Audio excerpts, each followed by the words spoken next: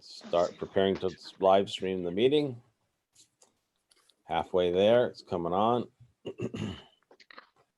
All right. Go ahead. Okay, so hi everyone. Good evening. So I've given this shiur in the past. I'm not going to pretend I haven't. It's a shiur that I give almost every year. It's a shiur that I originally gave in Chicago. It's based a lot of it on what I once heard in a yeshiva, in a shul in Beit Shemesh, the Rav Soloveitchik shul, one of Rav Soloveitchik's nephews or grandsons. I think it's Rav Meir Soloveitchik, who's a rabbi there, and he said this amazing idea. And years later, I recollected the sources from all over the place. I bought the Nitziv's Haggadah. The Nitziv is the rabbi on the right. And I recreated the shiur based on this original rabbi's shiur. And so who's the Nitziv? The Nitziv was born in 1816 and passed away in 1893. He was the first rabbi of the yeshivot as we know them today. Meaning, yeshivot back in the day in Bavel and in Sephardi countries used to be that you would, and in European countries until he created it, was that you would actually live with a family. You'd go to a yeshiva, you live with a family, and they would basically adopt you and you'd eat by them, and there wouldn't be pnimiot, there wouldn't be dorms, you'd live with families. His yeshiva, the Volozhin yeshiva, was the first yeshiva, which was like the traditional yeshiva, and one of his Talmidim Muvhakim, one of his best students and closest students was Rav Kook. Even though he only learned in Volozhin yeshiva for 2 years, he was one of his main students, and he continued his legacy. One of his sons also continued legacy, and that was Rav Meir Berlin, who eventually changed his name to Rav Meir Bar Ilan, and that's who the Bar Ilan University is named after, with the Nitziv's grandson, the Nitziv's son, Rav Meir Bar Ilan. He has a very cool outlook on Seder night, which I want to share with you tonight. And as such, let's start. So I'll give you a chance now for those who want to share. Which unique minhagim do you have on Seder night? Does anyone have any unique minhagim that they think are unique? Shame that I don't think Avi Levi is here. Avi Levi and Yosef Dom have told me in the past. Hi, Eli. Great to see you. Eli Simus here, a Bulgarian for my first year. He's in the army, Baruch Hashem. In any case, anyone have any cool minhagim, unique minhagim that they think are unique at least? Anyone? No, nothing? I don't know, but you know. Rob, at my Okay. Pesach Seder, we sing a tikva at the end. Hope that's, okay. Cool. Okay. Anyone else have anything like that? Well, I remember my father, Alav Shalom. You know, he used to drink the Eliyahu and Avi's cup. Oh, so Rav Erez has a very cool shiur on that. I don't know if he's given that yet. In the internet shiurim, he has a very cool vort on that, and he says you should drink the fifth cup. My rabbis don't agree, and it's perfectly fine. They don't agree. There's different shitot out there, but his opinion is you should drink the fifth cup. And Rav Sachs, the previous chief rabbi of Israel, of Britain, has a whole idea about this. There's actually 5 sons. There's actually 5 questions. There's actually 5 cups, and there's actually 5 words describing the redemption. In any case, won't go to that now. But if the Sephardi Talmidim were here, unfortunately they're not. I mean, I can't see them yet. No, they're not. They have a very cool minhag, which is hitting each other with leeks. Okay, they hit each other with the leeks or spring onions, like the like the slave masters did to the Jews. The Egyptian slave masters used to hit the Jews. So they have this minhag of hitting each other with leeks during the Seder. I don't know if they try and draw blood. I assume not, because you know how to draw blood on Shabbat. But they violently hit each other with leeks or spring onions. And some Libyan Jews, and this isn't just the Libyan Jews, they carry matzot on their back as if they're leaving Mitzrayim. They act out the Yitzim Mitzrayim. So what's the reason we do all these strange minhagim? I hope for some more extra strange minhagim, but you guys seem to be normal guys. But there are lots of weird minhagim out there. The question is, why do we do things differently? Anyone know why we do things differently on Seder night? What's the general answer normally given? Go on, Ellie. Go on, Ellie. So the kids will ask questions. Yeah, Fermo, that's the normal answer we give. Today we're going to see that Wait, what did he say? Rob, what did he say? I didn't hear. I said that's an answer we often give, and that's a good answer most of the time. No, I didn't hear the answer. I didn't hear the answer. What did he say? To get people to ask, right? To get people to the kids to ask. To why are we doing that weird thing? Why are we taking the matzahs off the table right now? That's very bizarre. What's going on? And that is the reason why we do all these different things. With that being said, we are going to see four different weird halachic things we do, minhagim. Some are minhagim, some we all do them. And we're going to need to explain why we do them. And the answer that Eli wonderfully gave of Kadesha Yeladim Yishalu, so people will ask, is a good answer normally, but this time it's not. So Eli, great attempt. But this time, unfortunately, we're not going to accept it. So let's continue. All right, so which unique minhagim halachot are we going to be discussing today? So let me just minimize my screen, my things. Okay, so we wash our hands before karpas. What is karpas? Karpas is green vegetables. Some people use potatoes. I want to ask an honest question, and I hope the answer is no. Otherwise, you guys are like super from, which is perfectly fine, but it's bizarre if you are doing it. Who here washes their hands before eating an apple which is wet? Anyone? No? Like if it's convenient to do it sometimes. Pardon? Like if I'm washing the apple, my hand get wet too. Does that count? No, I'm saying you purposely do it. Ali Seymour, do you do it? You lifted your hand. Because of the army, we have to wash our hands no matter what before any food. Okay, so Corona. again, that's army. I'm saying halachically, on a day-to-day basis, do you have the tradition of washing your hands before eating wetted vegetables? Normally the answer is no. So why do we do it on Seder night? That's the first question. Number two, reclining during Seder night. Why on earth do we recline? No one reclines today. Without being offensive, the only people who recline today whilst eating, unfortunately, people who are begging on the streets. Why are we reclining? They're lying on the floor. Why are they reclining? Why are we reclining? How does that exercise any sign of freedom? Number three, some people, I have the minhag. Some Sephardim have a minhag of wearing other white things, but there is a minhag to wear a kittel on Seder night. Why? Why does that minhag exist? Again, you may not all keep this minhag. Maybe your fathers wear it. Maybe you've been to Seder before where someone wears a kittel, and maybe you've never heard this minhag before. But it is an existing and popular minhag, and the question is why. Especially as the only place other time we wear a kittel, apart from me on Purim for the jokes, is on Yom Kippur. So why do we wear it on Pesach? Okay. The other one is the whole meal is to be eaten as if before the king. We'll explain what that means in a little bit, but we'll leave that aside for now. The whole meal is to eaten as if before the king, not a king, but the king, Kodesh Baruch Hu. And the last thing is interrupting halal with other mitzvot in the middle. Now,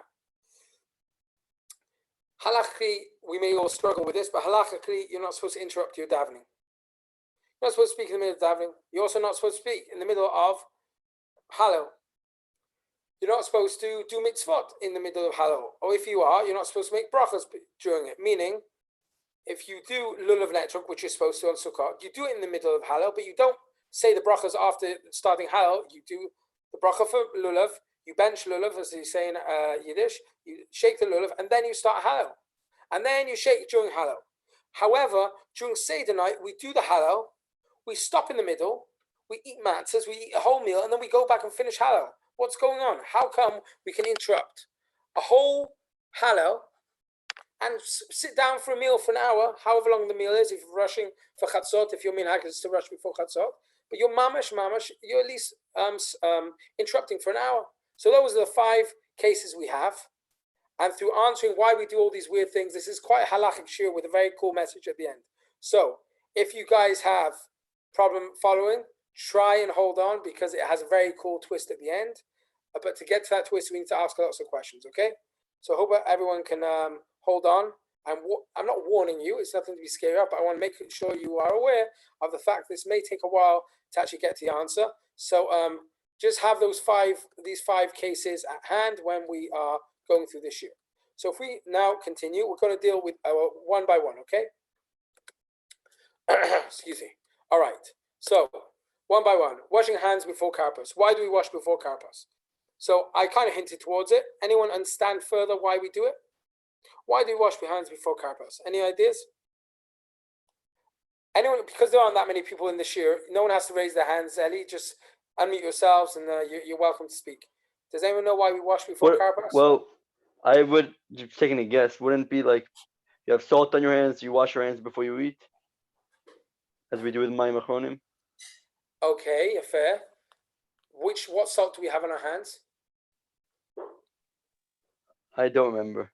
No, it's okay. No, I'm saying that might be a fine answer, but in this case, the Mayim Achronim is because you've dipped your hands in actual salt. What's interesting is I was once in a Moroccan shul.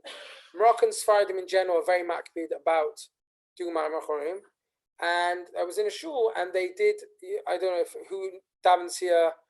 Nusach Sephardim benching, but in the end of the first bracha they have a minhag of saying Potechet Yedecha U'Maspilach Al right? Yeah. Right? Yeah. So they have a minhag, some Moroccans, they have a minhag of dipping their fingers in the crumbs and say and then touching their eyes, which I do Mayim Achronim, but it's counterintuitive because Mayim Achronim is supposed to wash off the salt from your hands by dipping your fingers in the salt again and then touching your eyes after just having done Mayim Achronim. If the reason for Mayim Achronim is not to blind yourself with salt, well, you're literally sticking salt in your face. So that's not an encouraged minhag if you are doing Mayim Achronim. In any case, why do we wash? So the reason is this. The Shulchan Aruch says, he quotes a halacha. It's from the Gemara. Shachat dam, yad shachat dam, is Rashi Teivot for yain, dvash, shemen, chalav, chalav, tal, dam, mayim. Any fruits which have been touched by wine, honey, oil, milk, dew with a D, not as a Jew, dew, blood, or water, you need to wash your hands before doing so, before eating them. Who here, on a day-to-day basis, apart from if you're in the army for hygiene reasons, washes their hands before a apple which had wine on it or had water on it? You've washed an apple. You've now made it susceptible to tumor. Who here washes their hands? No one does, I assume. The normal practice is not to. However, if we go on to this, so let's see where we get karpas from. The urchatz, where do we get it from? Notel yadav, source one on the top of the page. Notel yadav letzorch tibur rishon. You wash your hands before the first dipping. You don't make a bracha. V'yikach mal karpas. And then you take from the karpas and you eat the karpas after by saying Bori Piradama. Vaz yitzaveh lasiram mal hashulchan, and then you ask for the matzahs to be removed. Ulanicham b'sof hashulchan, and put them at the end of the table. Kilu kvar achlu, as if they've already eaten. K'dei shiru tinokot v'yishalu. So the kids see and ask questions. Now, what's important to know is the reason for moving the matzahs is to create them to ask questions. So here, Eli Seamer, Shkoch, the reason why we do some of the weird things is to get people to ask questions. However, about the netila of the washing the hands, it doesn't say anything about getting people to ask questions. So the question is why we do it. So the Taz, who's one of the commentators on the Shulchan Aruch, says, and we won't see inside, he says, here you go, this is proof that I'm right and you're wrong. People have always not taken washing of hands seriously. By the fact in the Shulchan Aruch, it says you need to wash your hands on Seder night, that's proof that what? You always need to wash your hands before eating wet foods. And I don't get it. And if you want to say it's just a stringency, then why don't we do the stringency during the 10 days of repentance when we take on extra stringencies? Those people who eat pat akum, bread made by non-Jews, which is kosher. They say Dunkin' Donuts, let's say. Normal kosher Dunkin' Donuts, which most of them don't have Jews lighting the fire. It's okay to be lenient on that, but many people who are lenient on that are stringent during the 10 days. Says the Taz, no one does that. No one's stringent for washing their hands during the 10 days of repentance. Therefore, it must be that people are getting it wrong. So why don't people wash? The Taz says everyone should be washing, and this is proof. But at the end of the day, no one is washing. So even though the Taz has that opinion, why do you wash today? Why do you wash Seder night before eating vegetables? So, quick trivia question. What does Napoleon have to do with Pesach? Any ideas? Chometz. Napoleon is chometz. Interesting, Ovadia. What do you mean by that? It's a cake, no? No, no, Napoleon, the actual French leader. Look at the screen, Ovadia. Oh, I don't know. Yeah, I see. Napo- I don't know. Napoleon Bonaparte. Didn't Napoleon say like your troops have to eat, and then and then a lot of them died from sickness for not being hygienic? I don't know. The answer is he doesn't have anything to do with Pesach, but there is a small connection, which is the next person we're going to see and learn about is a rabbi called, went in the wrong direction, Rabbi Yishmael Hakon Modena. Modena is in Italy. This rabbi died in 1811. He born in 1723, died in 1811, and he was a Rosh Hashiva. He replaced his brother when he passed away for 30 years. Now, Modena was conquered in his time by Napoleon, and Rabbi Yishmael Cohen Modena was invited by Napoleon to Paris to join him to talk about the Jewish problem and solve the Jewish status in Paris. Unfortunately, he wasn't able to go because of his old age and he wasn't feeling well, so he sent a letter instead. So the answer is there's no real connection, but this rabbi who's talking here about Pesach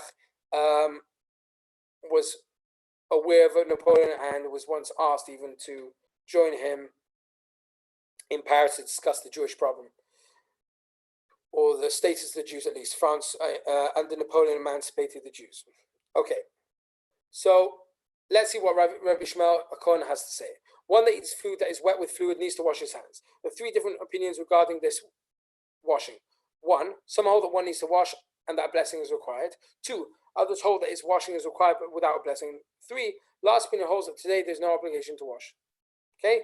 Why would you not wash today? For what reason? We do wash today. Why would you think maybe possibly you don't need to wash before wet vegetables? Because we're all tummy anyway. Oh, okay. Not far from the answer. Anyone want to try and better Vadi's answer? It's a good answer. Anyone got any even better answers?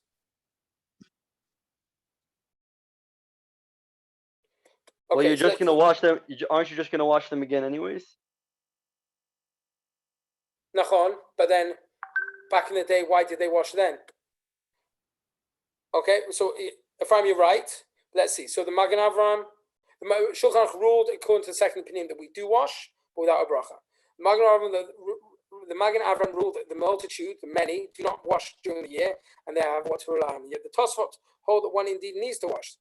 The conduct of the majority of people today is only to wash on Pesach, and only a minuscule minority of people wash all year round. For instance, I've seen one of my rabbis once wash before eating of an apple. Never before have I seen it, never after. However, on Pesach, everyone washes the first time without a blessing. Chok Yaakov already wrote that the reasoning for the stringency on Pesach, writing that the change is supposed to cause the children to ask Manishtana. Okay, like Eli Sima, I don't know if Eli Sima is still here, but Eli Sima suggested all the changes we do are to cause people to ask. The question is, okay, but is that really true? Do we just add on stuff all the time? Can I just make up minhagim to get kids to ask? So in general, the answer is yes. But he doesn't agree with that. He says this reason doesn't make sense, as the Gemara only mentioned the first dipping as an act that is meant to cause the children to ask. Why are we dipping before the meal when we normally dip during? And from where should we learn that the other changes were not mentioned in the Talmud should not be added? So he said, who says we don't add things stam just to cause kids to ask? So we right now do not have an answer to why we still wash. No one's stringent rest of the year. So why suddenly do we become stringent on Pesach? So that's one question we're going to place on the side. Okay, everyone understand the question? Anyone have questions on that question? Okay, to summarize the question is why are we stringent on Pesach to wash our hands before wet vegetables when normally we're not? Next thing, reclining. Anyone have any ideas? Why do we lean on Pesach during the mitzvot? What's the reason behind it? Well, are we supposed to be like kings and kings recline when they drink? Okay, great. Nachon. That's why is it therefore you are completely right. Why is it therefore bizarre that we still do it today? It's a symbol. It's symbolic to freedom, that we're free and we're not slaves anymore like we were in Yeah, Egypt. fair, but fine. You said it's because we're kings. Why is it bizarre, according to that reasoning, to still do it today? I'll go back a few pages. 1 second. If everyone's looking, what is Trump doing there? Is that matzo ball soup? I mean, it's what's it called? It's edited. I didn't make that picture, but yeah, what's he doing there though? He is eating. How is he eating? What I guess what you're trying to say is what is classified as a king today? No one. Go into Buckingham Palace. Does the Queen recline when eating? I don't know.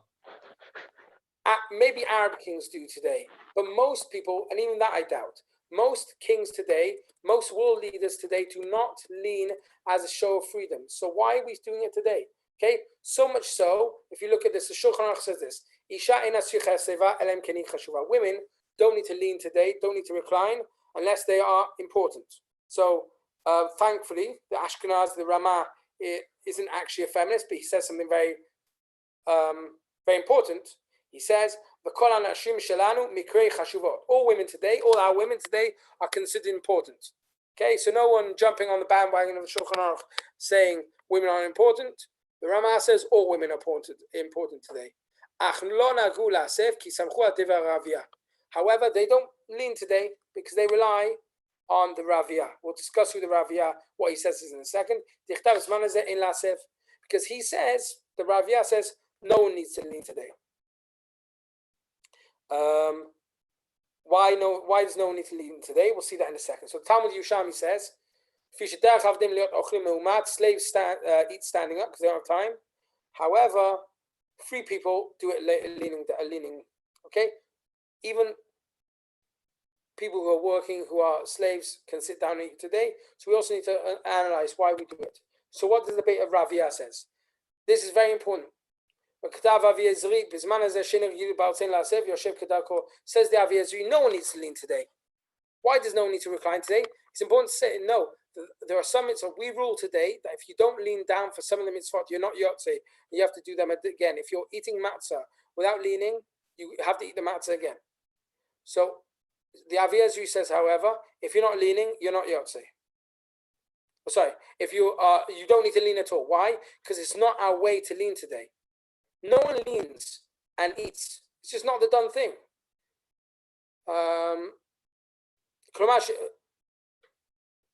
So if you look at the last two lines,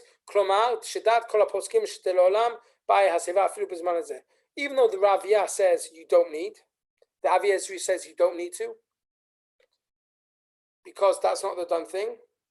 Everyone else disagrees.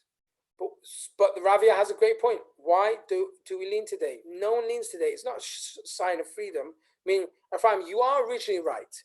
In the time of even the Second Temple, people were leaning. That's how people would eat. Even in the time of the Gemara, the Talmud, people were still eating lying down. The wealthy people. However, today it's not the done thing. Therefore, we need to ask, why? Why not? So now we have two questions. Why we still wash before wet vegetables, even though day to day no one does that. No one does that anymore. And on top of that, why on earth do we lean when no one leans anymore? Okay, Rob, I have a quick question. go on. So when we wash before we said before fruit, did they do that back in the day when they washed before fruit? Did they say a bracha? Like in the Seder, when we wash for the first time, we don't say a bracha.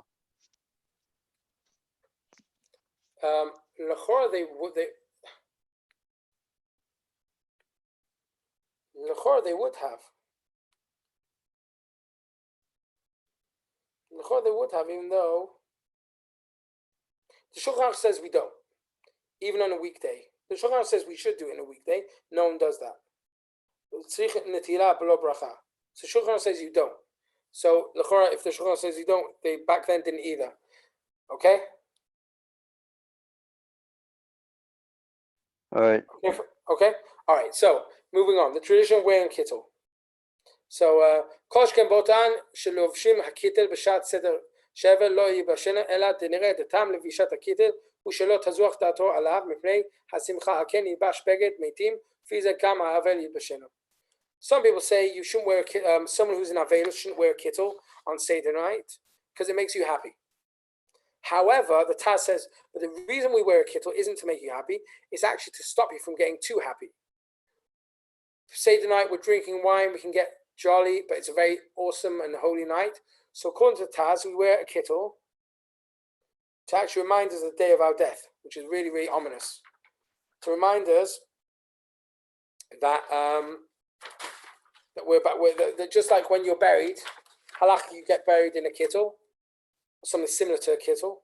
So too, we want to wear it and say this very, very ominous. We want to wear it on Seder night to realize that, okay, guys, let's take it seriously, because if we don't behave, look where it'll get us. And that's why we wear it. Rashi says, however, alachash shchita kizachu ben hakonim b'chazeh v'shak ben ha'baalim b'shah basar v'shulchan gavoah zachu. So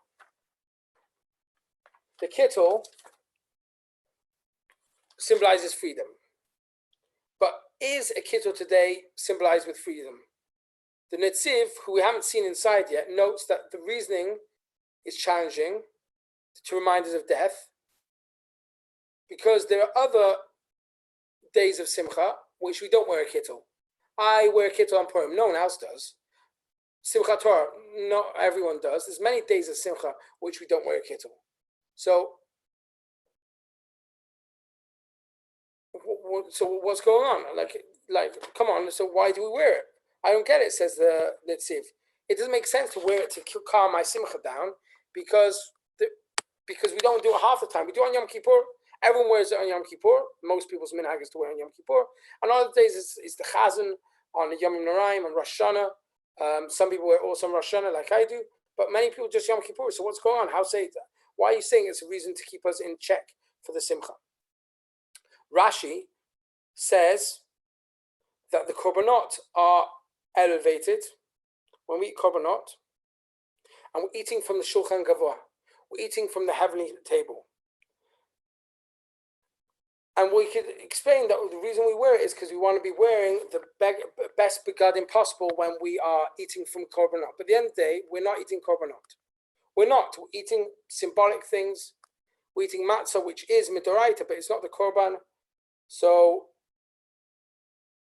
if we want to say it's lichvod in honor of eating from the mizbeach, eating from the korban pesach, which isn't from the mizbeach, but for the korban pesach, what's going on? We're not doing that, lemaisa. Okay, so it's not very clear why we wear the kittel, at least not according to the Netziv. He doesn't understand why we wear it. Okay. Now, who here has the minhag of eating shmura matzah on Seder night? Is that like which one's that? Is that the round cardboard one? So not all round cardboard one is shmura. Very often it is. Some people have a minhag of eating handmade in the night, which we try to do, but almost every time we buy handmade, we open up the box and almost all of them are broken. But shmura matzah is flour, which is made from wheat, which from its point of it being harvested until it was ground, they made sure no rain fell on it. No water touched it. I believe that's my minhag, Rav. Pardon? I said I believe that's my minhag to have it on the Seder. Some people do it, great. So some people do it for the whole 7 days, 8 days in Chazar. Some people just do it for Seder night. So the Shulchan Aruch says this. Hachitim shosim behem matzot mitzvah tov l'shamram shelo yiplu aleim mayim mishat ksira. Shulchan says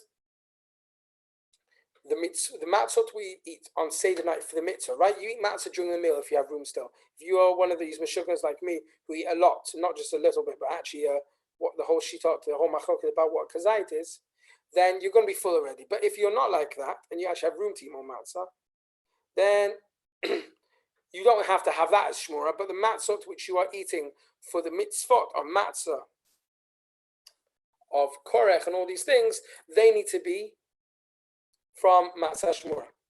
However, he says shatat chak. In times of need, it's okay to just take flour from the shuk. Now, it's important to know today you cannot do that because the way you make flour today is actually washed with water and bleached. And so actually, flour which you buy in a pack, which isn't kosher Pesach, has actually been already chametz, or it's very possible it's been chametz by it being washed. So you can't actually buy stam kemach from the shuk today for that reason. In any case, most of us aren't making our own homemade matzahs. I know that Shari every year makes homemade matzah. They have their own oven, but most people don't do that. So why do we do it? Why is there this stringency? So you've seen source 2. The Mishnah Berurah says, right? The Mishnah Berurah, who also wrote the Chavetz Chaim, Shmirat HaLashon, what's Amar? המצוות שאוכלים בשתי הלילות הראשונות לקיים בהן מצוות בערב תאכלו, מצות בערב תאכלו, מצות הם צריכים שמירה יתרה. These מצות need special guarding. לא די לנו במה שאין לנו ריותה של חשש חימוץ. It's not enough just to know it's not חמץ, אלא שצריך שימור יתרה. It needs to be what? Special guarding. The mitzvot of matzah. Or the matzot of mitzvah even. The ones which you're eating for mitzvah, they need special guarding. L'shem mitzvat matzah, tichtiv v'shmartem et hamitzvot, v'aynu shesich shishmor l'shem mitzvah. You need to guard them in the name of the mitzvah. As such, that's why we do it. But the question is why? Why do they need to? So Netziv says, all the meals, says Netziv, you need to not just for the mitzvot, matzot of the mitzvah. You need to try and eat all night mitzvot matzot shmura, says Netziv, because it's as if we're sitting before a king. Why? Why? It's befitting to. Why are we sitting before a king? He says, according to Rashi, when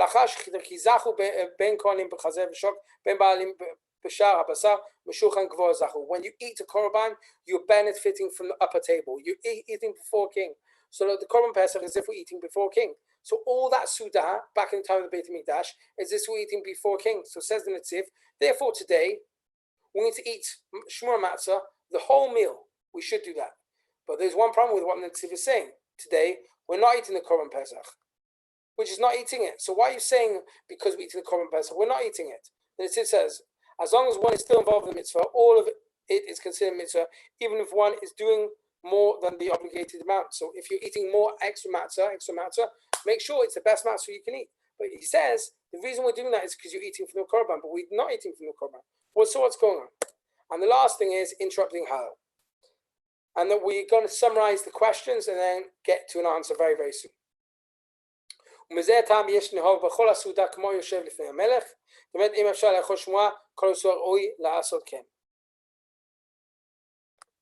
One second.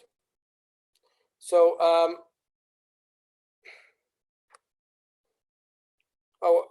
unfortunately, I didn't copy this over properly. But the Netziv, it says when you go into the Shulchan Aruch says in Orach Chaim in Hilchot Pesach, we read go into the shul in Pesach morning, we daven Shachrit, we say Hallel, and we don't interrupt. However, suddenly on Seder night we do interrupt. And how is that possible? So I'm just going to read out from the Daf Makor. Unfortunately, I copied over the wrong slide here. He says this. And for this reason, Chazal instruct us to interrupt the Hallel, even though generally, when reading the full Hallel, it's forbidden to interrupt. The reason being that they want to teach us that the very eating itself is a mitzvah, and we are therefore obligated to thank Hashem for that also. The eating of the meat is a mitzvah, and therefore we interrupt with the Suda to show that even though we don't normally interrupt, don't think that this measly eating of a Suda is not a mitzvah. It's a mitzvah as much as the halal is, and therefore we interrupt the middle of halal to eat.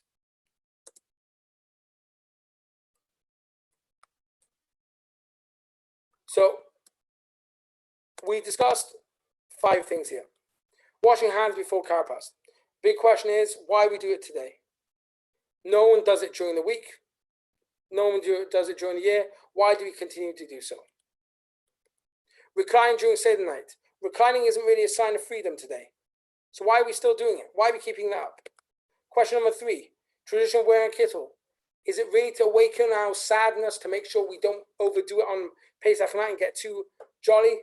If so, we should wear kittel half the time. But we don't. So why are we wearing kittel? The whole meal is to be eaten as if before the king. Okay, but that's like we said, only if we're eating a korban. We're not eating a korban on Seder night today. So why are we keeping up with the shmura matzah, according to Nitziv, and eating shmura matzah all night long if you can? Why? There's no reason to be stringent. And the last thing is interrupting halal. We do it to show that the eating itself is a mitzvah. Well, the eating of matzah is a mitzvah, but there's no korban pesach, so why are we doing it? So understand that. We'll read a short passage from the Nitziv. He says like this. Well, normally we say we are reliving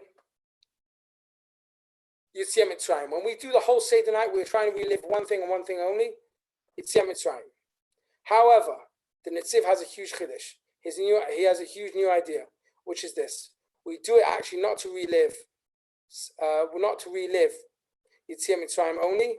We do it to relive something else. We do it to relive temple times as well. Hachanat HaSeder shePesach hinhigu Chazal la'asot dugma k'mo she'ayu no'gim be'eretz Yisrael b'zman achilat Pesach. They made the whole Seder night, when they established the Seder night and instituted it as a done thing, and not everyone is allowed to read whichever passages they want.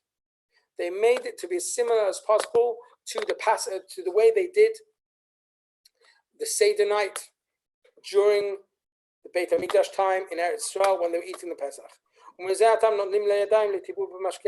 And that's the reason why we wash our hands before eating karpas, and that's the reason why we wear kittel, and that's the reason why we eat the Pesach in the way we do. We act in fear as if we're eating the Korban Pesach, and that's why we interrupt in the middle of Halal. Just so that he hasn't really gone into details here, and I intentionally didn't bring everything onto the page because I know we don't have time, and it's not so important to see inside.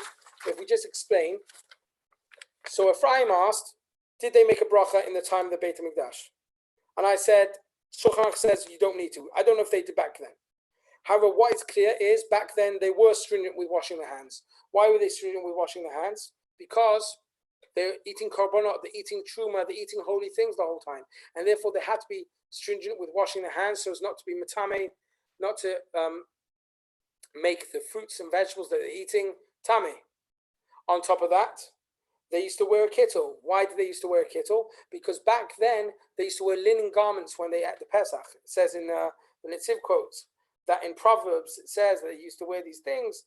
There's a Masorah, there's tradition, they used to wear Egyptian linen, according to Mishlei.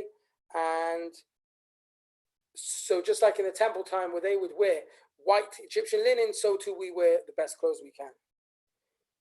The reclining, why do we recline? Because back then they reclined. That was the dun minhag. Back then you would recline because that was the way of showing freedom, even in the Beit Sheni, Second Temple. And as such, we want to do that as well, to go hark back to the times of the Beit HaMikdash. And so to interrupting halal, it's as if we are eating the Korban Pesach. And that's why we eat shmur all the time, because even though we're not eating the Korban Pesach, we want to hark back to time where we were eating the Korban Pesach and want to get close as possible. Question is why? Why do we do that? Why are we trying to hark back to the Beit HaMikdash? And this is where we get into the whole crux of it. The whole idea that this show has been going on now for around 50 minutes. Why are we trying to go back to the Beit HaMikdash? Let's move on. So one of the first things we say in the Seder night is this. Kol dichvin yete v'yilchu. All that are poor should come and eat. Kol tzarich, all that are needy, yete v'yifsach. They should come and do the Pesach.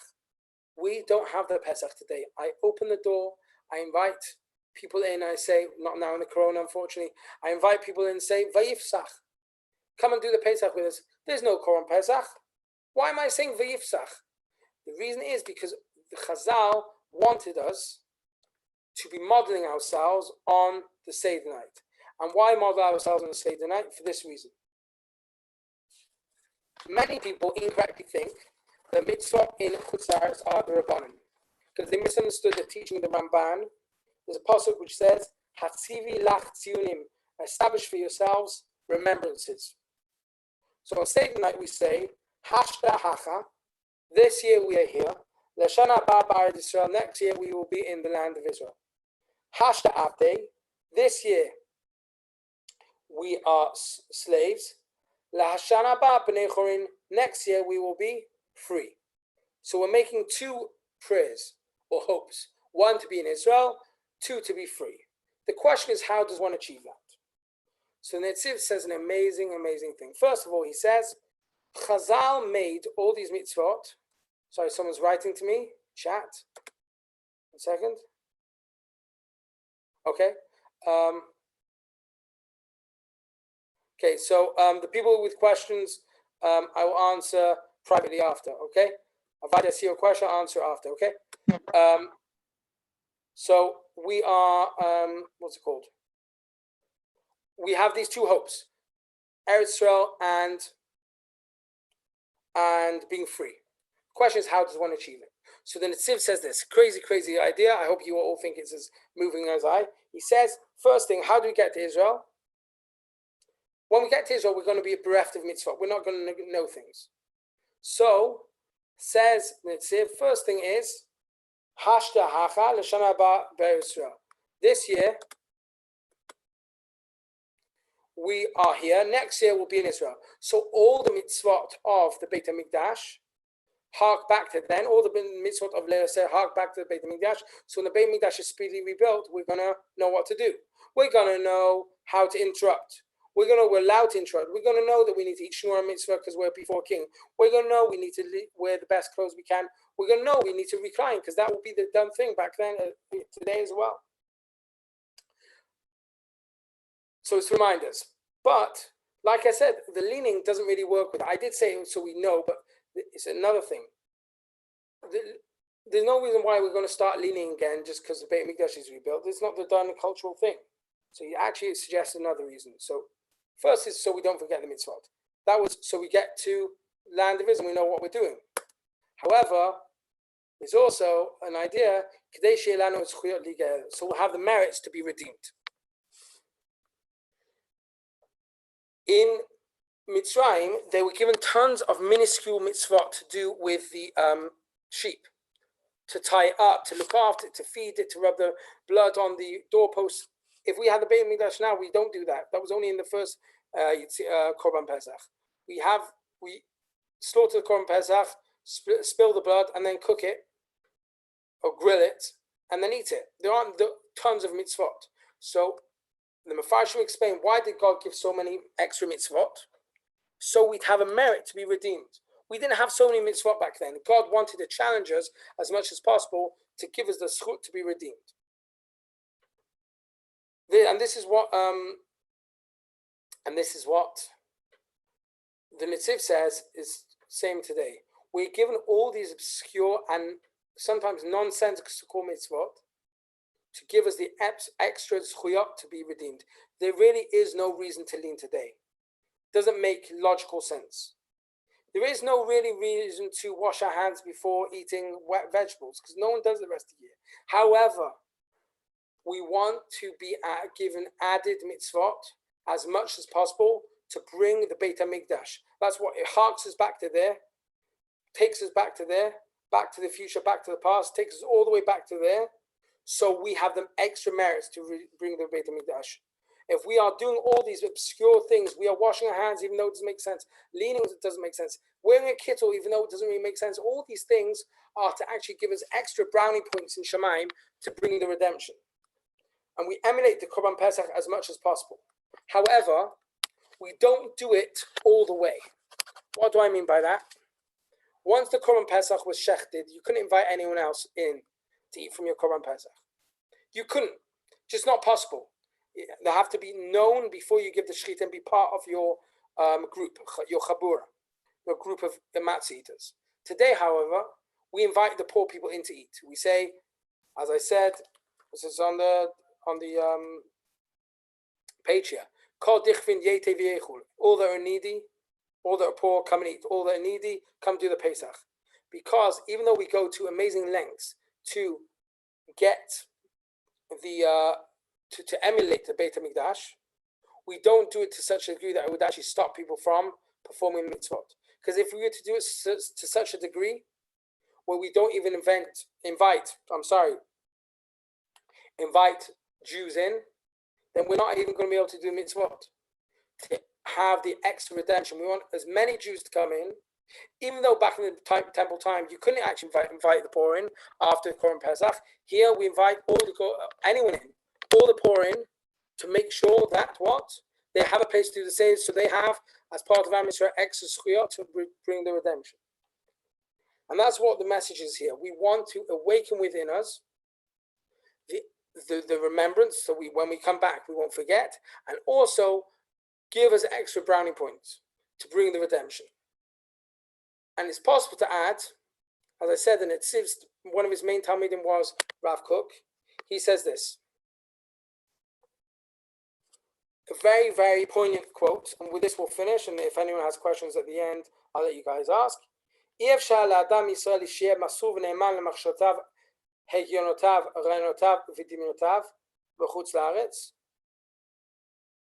One cannot be honest to one's thoughts other than in the land of Israel. You can't be honest. You can't be get to the deep understanding of who you really are and who you should be in Chutz La'aretz. Only in Israel. Skip a little bit.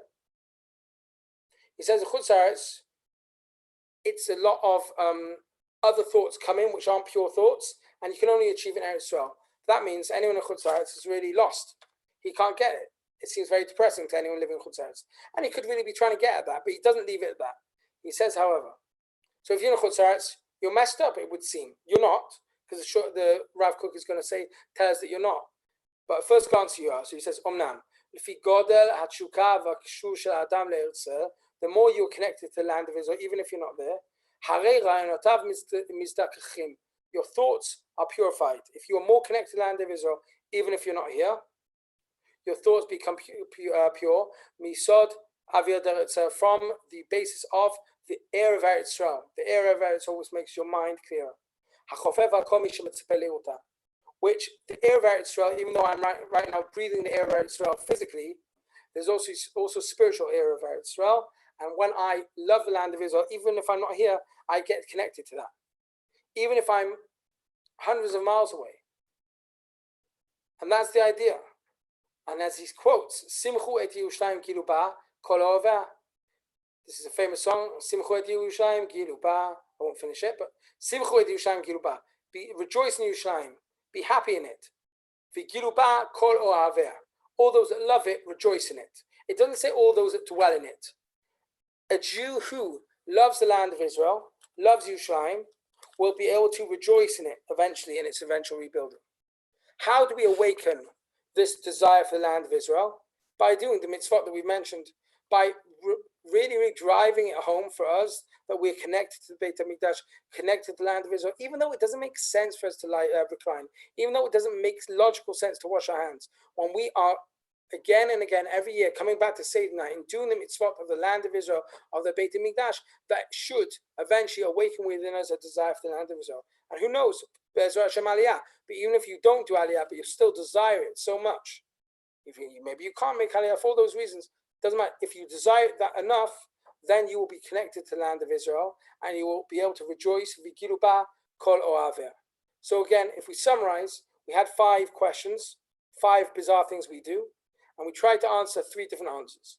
Netziv had 2 answers, and then we added Rav Kook's answer. The first 2 answers were, one is to give us the opportunity to have extra mitzvot, so we can bring the redemption in time, and in the right time. So if we have extra mitzvot, then the redemption will actually come. The second reason, or the first reason that in the order we saw it, was to make sure we don't forget the mitzvot when we return. Well, they'll be still very familiar to us. And the last thing is to create a love and a desire for the land of Israel by again and again, year after year, being connected to the land of Israel, being connected to the Beit HaMikdash, and through doing these bizarre things, which don't always seem to make so much sense if you look at them logically, at the end of the day, we do them to awaken within us the desire to return to the land of Israel. On that note, I'll open it up to any questions. If anyone has any questions of what I've just said. If not, I'm going to leave it like that.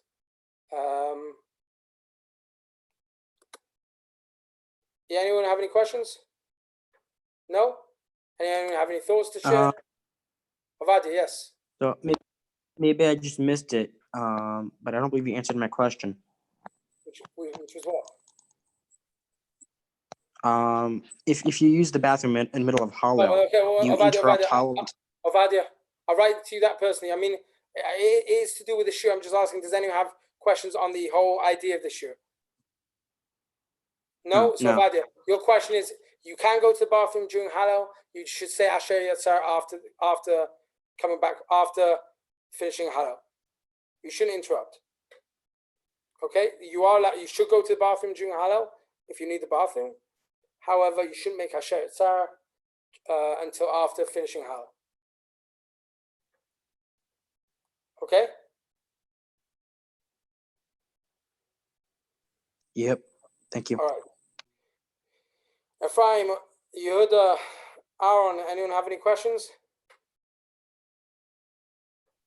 No, I asked everything already, Rav. I'm good. All right, guys, I hope you enjoyed the shiur. I hope it was interesting. All right, Shakov, Rav. Yeah, very good. Excellent. Rav Erez said he wanted to come on. Avram, you can finish the YouTube live, if that's okay. Hang on, let me turn it off. So Rav Erez was planning on coming in to say hi and to speak to you guys.